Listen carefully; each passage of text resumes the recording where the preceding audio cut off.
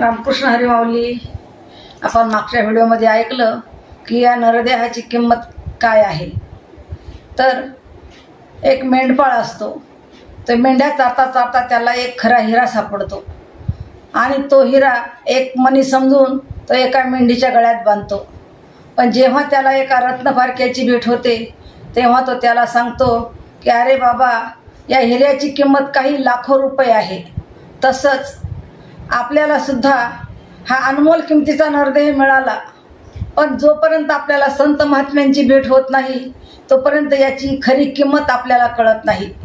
दृष्टांताने जर सांगायचे झाले तर एक भिकारी असतो आणि एक राजा असतो. हा जो भिकारी आहे तो देवाला शिव्या देत रस्त्याने चाललेला असतो आणि त्याचं ते बोलणं एका राजाने ऐकलं. मग राजाने त्याला बोलावून घेतलं आणि सांगितलं की तू देवाला एवढ्या शिव्या देतो, बघ देवाने मला राजा केलं पण मला एक डोळा नाही आणि तुला भिकारी केलं पण तुला दोन्ही डोळे आहेत. तर तेव्हा तू एक काम कर की तुझा एक डोळा मला दे, तुला पाहिजे तेवढे पैसे मी देतो. तेव्हा भिकारी म्हणू लागला की तुम्हीच सांगा की एका डोळ्याचे मला किती पैसे द्याल. तेव्हा राजेसाहेब बोलले 10 लाख रुपये देईल.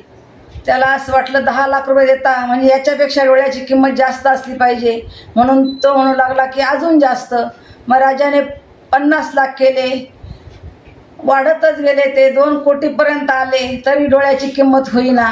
तेव्हा राजेसाहेब त्याला म्हणाले की अरे, एका डोळ्याची किंमत जर तुला करता येत नाही तर या अनमोल अशा पूर्ण देहाची किती किंमत होईल.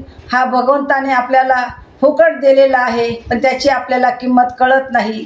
म्हणून त्याची किंमत जर आपल्याला तुकाराम महाराजांच्या भाषेत ऐकायची असेल तर तुकाराम महाराज म्हणतात, मेरू तुल्य दिधल्या सुवर्ण न मिळे एक क्षण नरदेह.